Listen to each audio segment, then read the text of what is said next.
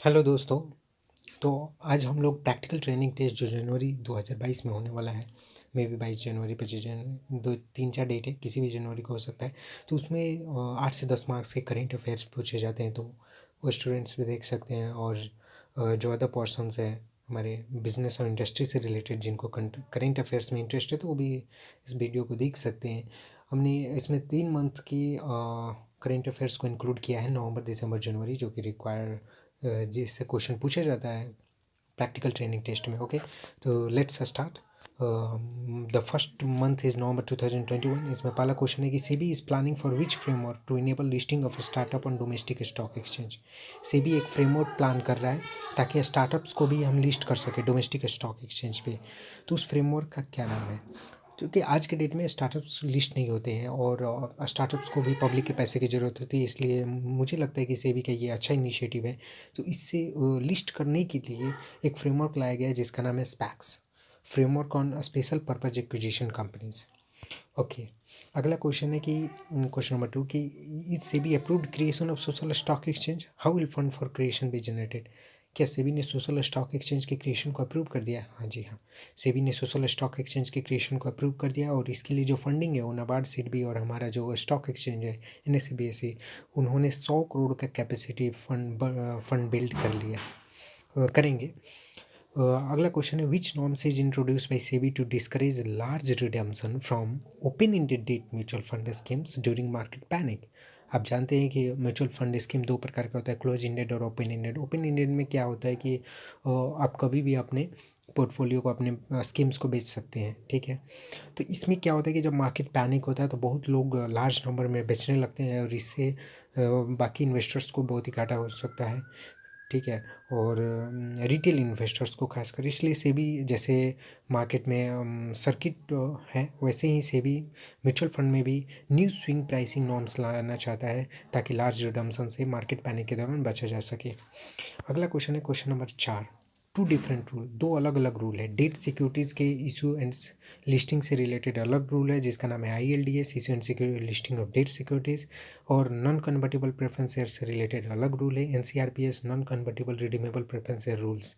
Okay, अब दोनों rule को मर्ज कर दिया गया है। क्यों मर्ज कर दिया गया, इसके पीछे कारण है कि क्योंकि रिडीमेबल प्रेफरेंस शेयर अब शेयर नहीं, डेट कहलाता है एज पर इंडियस, इसलिए अब दोनों तो डेट ही हो गया। तो डेट ही हो गया तो क्यों ना एक रूल्स एंड रेगुलेशन लाया जाए, इसलिए सेबी ने अब issue and listing of non convertible securities, okay, regulation ला दिया जो इसको मर्ज कर दिया। अगला क्वेश्चन है कि which bank has become first Indian private bank to arrange secured overnight financing rate SOFR link trade financing deal.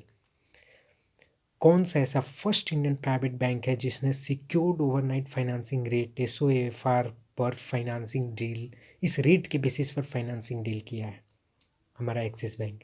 Axis bank पाला, मुझे लगता है बहुत लोग SOFR को नहीं जानते। SOFR एक बेंचमार्क रेट है जिसके बेसिस पर डील होता है, जैसे लिबोर होता है, London inter bank exchange rate, rate जो होता है, offer rate, and MIBOR, Mumbai inter bank offer rate. तो वैसे ही ये भी एक बेंचमार्क रेट है, और ये इंटरनेशनल बेंचमार्क रेट है। Okay, SOFR, secured overnight financing rate. तो पहला तो आपको आंसर देना है एक्सिस बैंक। अगर first Indian bank to arrange SOFR question आएगा तो Axis bank will be answer. Okay, अगला पॉइंट है कि सेबी ने ही गोल्ड एक्सचेंज और SEBI vault managers regulation 2021 launch किया है।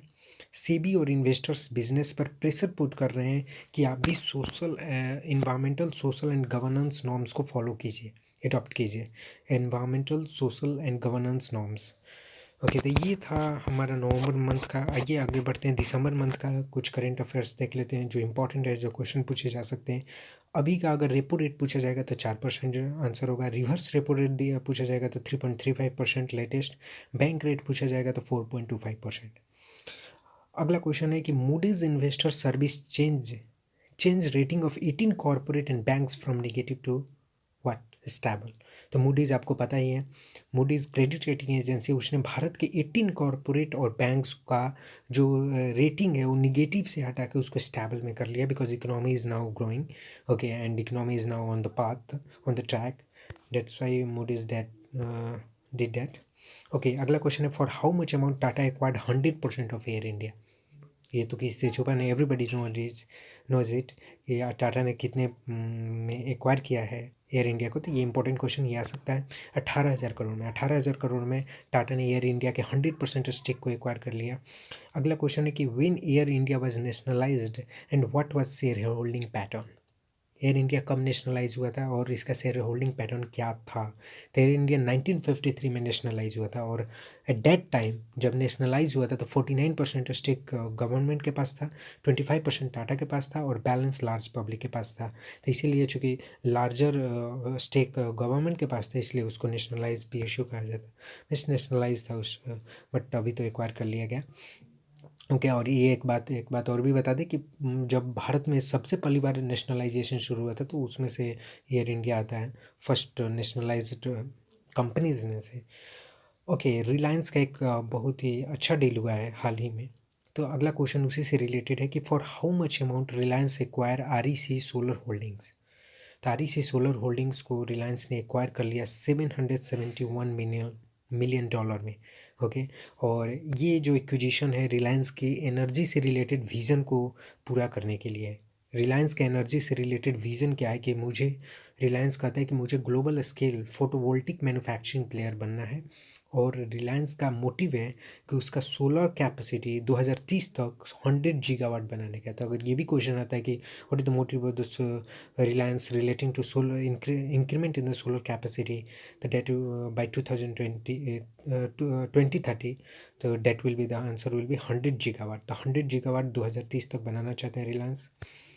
अगला क्वेश्चन भी बहुत ही इंपॉर्टेंट क्वेश्चन है, ये आ सकता है कि expected growth of Indian economy south Asia का सबसे बड़ा इकोनॉमी है इंडियन इकोनॉमी। तो इसका एक्सपेक्टेड ग्रोथ 2021-22 में क्या होने वाला है? तो इसका एक्सपेक्टेड ग्रोथ 2021-22 में होने वाला है 8.3%। 8.3% इसका एक्सपेक्टेड ग्रोथ होगा 2021-22 में। ओके, तो ये था हमारा दिसंबर का। अगला है जन 2022। ओके, गलती से मैंने दिसंबर 2021, सॉरी फॉर डेट। जन 2022 का ये करंट अफेयर है, please don't mind. Jan 2022। Question number 1, what is percentage of promoter stake in private banks? पहला क्वेश्चन है कि प्राइवेट बैंक्स में प्रोमोटर का स्टेक अब कितना परसेंट कर दिया गया? तो 26%। पहले ये 15% था कि प्राइवेट बैंक का अगर आप खोलना चाहते हैं तो कम से कम 15% स्टेक प्रोमोटर का ही होना चाहिए, लेकिन अब इसको बढ़ा के 26% किया गया है, और 26% को आप रिड्यूस नहीं कर सकते 5 सालों तक, लॉक इन पीरियड 5 साल रहेगा। ओके, 2021 का जो ग्रोथ रेट है वो अलग अलग पैरामीटर पे चेक किया जाता था। अगला क्वेश्चन उसी से रिलेटेड है कि how much growth is registered bye remittance flows in 2021? 2021 में रेमिटेंस फ्लोज के द्वारा कितना ग्रोथ रेट रजिस्टर किया गया है? तो 7.3%। 7.3% ग्रोथ रेट रजिस्टर किया गया है एज पर रेमिटेंस फ्लो 2021 में। और अगला क्वेश्चन है कि which framework is issued by RBI for NBFC which will be effective from 1 October 2022? तो RBI ने NBFC के लिए एक नया फ्रेमवर्क लाया है, PCA prompt corrective action framework. Corrective action framework. और ये फ्रेमवर्क जो है 31 मार्च 2022 का जो फाइनेंशियल स्टेटमेंट होगा जितने भी NBFC, उसके बेसिस पे 1 अक्टूबर 2022 से इसको इम्प्लीमेंट किया जाएगा। और last question, Nifty India digital index. हाल ही में डिजिटल इंडेक्स माने जितने भी डिजिटल कंपनी है, IT से रिलेटेड कंपनीज है, उनका एक इंडेक्स बनाया गया जाएगा जिसका नाम होगा निफ्टी इंडिया डिजिटल इंडेक्स। ये इंडेक्स लॉन्च किसके द्वारा किया गया है? तो ये इंडेक्स लॉन्च किया गया NSE इंडेसेस लिमिटेड, जो कि हमारे NSE का सब्सिडियरी है, उसी ने लॉन्च किया है निफ्टी इंडिया डिजिटल इंडेक्स। तो ये था आपका करेंट अफेयर। थैंक्स।